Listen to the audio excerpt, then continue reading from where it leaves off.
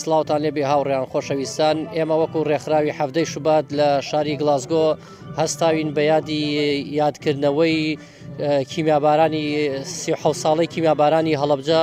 ئێمەش وەکو کوردانی گلاسگۆ لەم ڕۆژەدا هەستاوین بە یادکردنەوەی یادی کیمیابارانی هەڵەبجە لەگەڵ هاوڕێیان و خۆشەویستانە. سەرەتا بە ناوی خۆی گەورە، بە ناوی ڕێکخراوی هەفتەی شوبات و بە ناوی ڕێکخراوی زاگرۆسی شۆ بە خێراتنی هەموو هاوڕێوان و چالەکەوان و ئازادی خوازان دەکەین. بەخێر بێن ئەمڕۆ لە 16 سێ یادی کیمیابارکردنی 16 سێ زیندوو ئەەکەینەوە.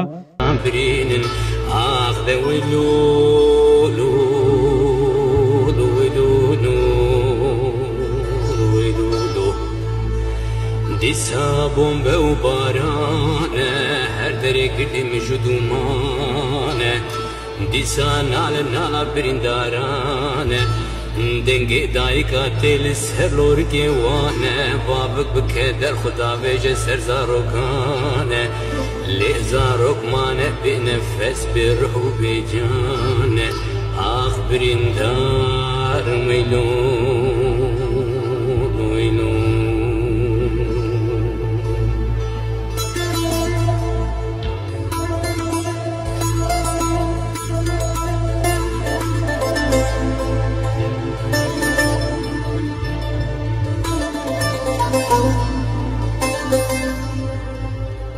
ڕێکخراوی هەفتەی شوبات دەخوێنینەوە. هەڵەبجە زامێکی ساڕێژ نەبوو، وەک لای هەمووتان ڕوونە ئەمڕۆ 37 ساڵ تێدەپەڕێت بەسەر کارەساتی گەورەی کیمیابارانکردنی شاری هەڵەبجە لە 16 سێی 1970 لەلایەن ڕژێمی دیکتاتۆری عێراقەوە بە فەرمانی عەلی حەسەن مەجید کە تێیدا لە کەمترین ماوەدا 5000 هاوڵاتی مەدەنی کوردی ئەو شارە گیانیان لەدەستدا و ژمارەیەکی زۆریش لە خەڵکیش بریندار بوون کە تووشی نابینایی و گیان سووتان بوون بەهۆی کاریگەری ئەو کیمیاییەوە و تەواوی خەڵکی شارەکە و دەوروبەری ئاوارەی وڵاتی ئێران بوون. لەو کاتەدا بەهۆی بەرژەوەندی نێودەوڵەتی و سیاسی عێراق و بەهێزی لە ناوچەکە کە هیچ کەس نەیتوانی دەنگیان ببیستێت و دەنگیان بە جیهانی دەرەوە و دەستگاکانی مافی مرۆڤ و نەتەوەیە گرتوەکان بگەێنن. ئێمە ئەمڕۆ لێرەین بۆ یادکردنەوە و بەرزڕاگرتنی ئەو کارەساتە گەورەیە کە بەسەر میلەتەکەماندا هاتووە کە برینێکی قوڵ و گەورەیە لە جستەی نیشتمانەکەمان و هەر تاکێکی ئەمنەتەوەیە کە هەرگیز و هەرگیز ساڕێژ نابێت. بە ناوی خودای بەخشندە و میهرەبان، ئازیزان خۆشەویستان، ئامادە بووان سوپاسی یەکە بە یەکەتان دەکەین و زۆر خۆشحاڵم کە ئەمڕۆ لەگەڵتان لێرە بەشدارم. کەمیشە گوتومە ئامادەبوونی ئێوە لێرە و ئەو گەرمگوڕێ هەیە زیاترمان پێدەدا بۆ ئەوی ئێمە بەردەوام بین و وتارێکشم ئامادە کردووە سەبارەت بە یادی 37 ساڵەی هەڵەبجەی شەهید.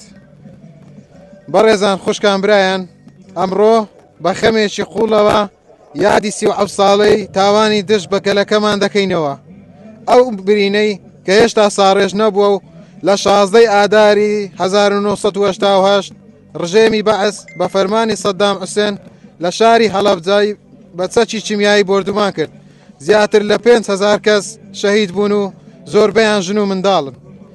هەڵەبجە هێمای ئازارەکانی گەلی کووردە، بەڵام هاوکات نیشانەی خۆراگریشە.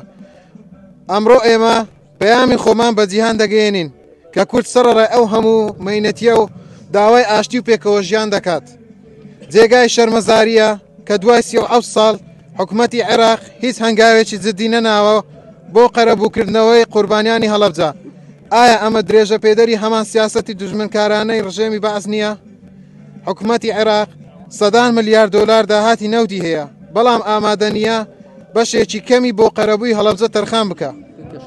شێرکۆ بێکەس بۆ هەڵەبجە 14 مانگ بوو لەسەر گۆیژە با قەڵەمەکەمی فڕاندم کە دۆزیمەوە و پێم نووسی پۆل فڕین و شەکانم. 15 مانگ بوو سیروان قەڵەمەکەی بردم، وەختێ گرتمەوە و پێم نووسی بوون بە ماسی شیعرەکانم. 16 مانگ بوو ئاخ 16 مانگ کە شارە زوور قەڵەمەکەی لێوەرگرتم، وەختێ دایمەوە بنووسم وەک هەڵەبجە وشک بووبوون پەنجەکانم. لە ساڵیادی کیمیابارانکردنی هەڵەبجە شەهید لە 37مین ساڵیادی کیمیابارانکردنی هەڵەبجەی شەید لەلایەن ڕژێمی دیکتاتۆری باسی گۆڕبەگۆڕ دەست لەسەر سنگ دەوەستین و پرسە و سەرخۆشی خۆمان ئاراستەی کەسوکاری قوربانیان و ئەو کارساتە جەرگ بڕە دەکەین.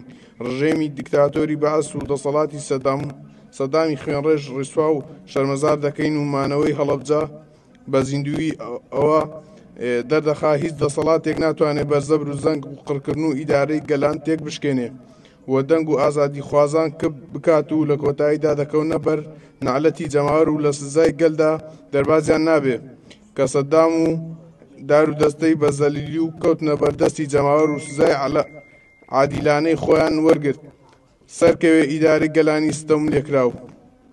ڕیسوایی بۆ ڕژێمی دیکتاتۆری بەعس هاوشێوەکانی و دەرد و بۆ گیانی پاک شەیدانی هەڵەبجە و تێکڕای شەیدانی ڕێگای کورد و کوردستان.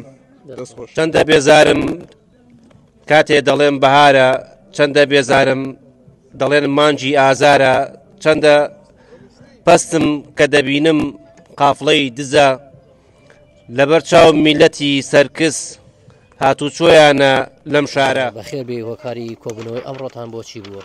زۆر سپاسەکەم بۆیە ئەمە لەمڕۆ لێرە کۆبوونەوە 16 سێ یادی هەڵەبجە ئەەکەینەوانێ هەموو ڕۆژێک هەڵەبجە لە کوردستانە دووبارە ئەبێتەوانێت لەسەر دەستی سای حکوومەتی پارتی و یەکێتی خۆشە هەر نەبوو سەدام حوسێن زوڵم بەرامبەر کورد بکە یەکێتی و پارتی ژێستە ئەیکەن تورکێنن ئێرانێنن قات و قورمانەکەن و ئەمان کوژن بۆی ئێمە لێرانە کۆبوونێتوانێ و داواکارین کە بە زووترین کات وەکو حکوومەتی ڕژێمی بەعس ئەوانیش لە ناو بچن و نەمێنن.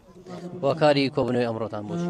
ئێمە وەکو کوردان لێرە کۆبووینەتەوە و ناڕەسایی خۆمان دەرەبڕین وەک لەو ڕۆژەیە کە بەسەر ئەو تریاجیادەی کە بەسەر گەلی کوردە هاتووە ئێمە وەکو کوردانی بەریتانیا لێرە کۆبووینەتەوە و ناڕەسایی خۆمان دەرەبڕین سەبارەت بۆ ڕۆژەی کە بەسەر گەلی کوردە هاتووە ئیدانی ئەو کاراکەین و داوا لە حکوومەتی عێراقی و داوا لە حکوومەتی هەرێمی کوردستانەکەین کە قەرەبووی کە سوکاری شەیدانی هەڵەبجە بکاتەوە.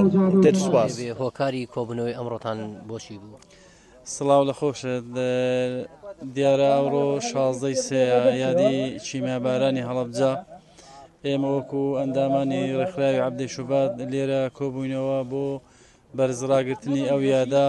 هیوادارم هەموو ئەوانەی کە دەستیان لەو تاوانە قێزەونەدا هەبووە بە سزای خۆیان بگەن و خوای گەورەش مردوەکان بە شەهید قوبوڵکا و ئینشاءڵڵا خزم و کەسوکاریشان دەگەنە هەموو هیوا و ئاواتەکانیان دێتە دی لە دنیا و لە قیامەتیشان. هۆکاری کۆبوونەوەی ئەمڕۆتان بۆچی؟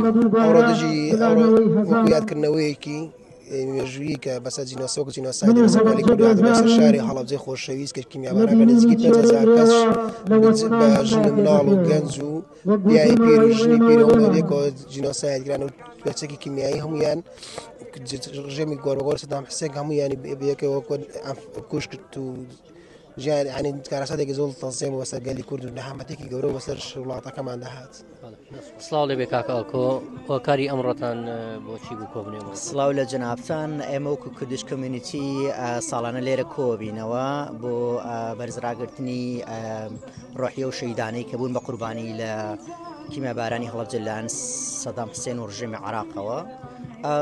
ئامانجمان تەناوەیە کە لە دەوری کۆ ببینەوە ئەم پەیامە بگەینی بە خەڵکانی کە کوردنین لەم چیرۆکە تێبگەن لە کاتێکا کە تەواوی جیهان بە قۆناغێکی سەختا تێپەڕێت لە کوشتار و جێنۆساید و کوردیش بەشێکی زۆری بەرکەوتووە لە جێنۆسایدکردن و قەتڵ و عامکردن بە دنیا بڵین کە ئێمەش بووین بە قوربانی چاوێکتان لە ئێمە بێت. سڵاو لێبێ هۆکاری کۆبوونەوەی ئەمڕۆتان بۆچی بوو؟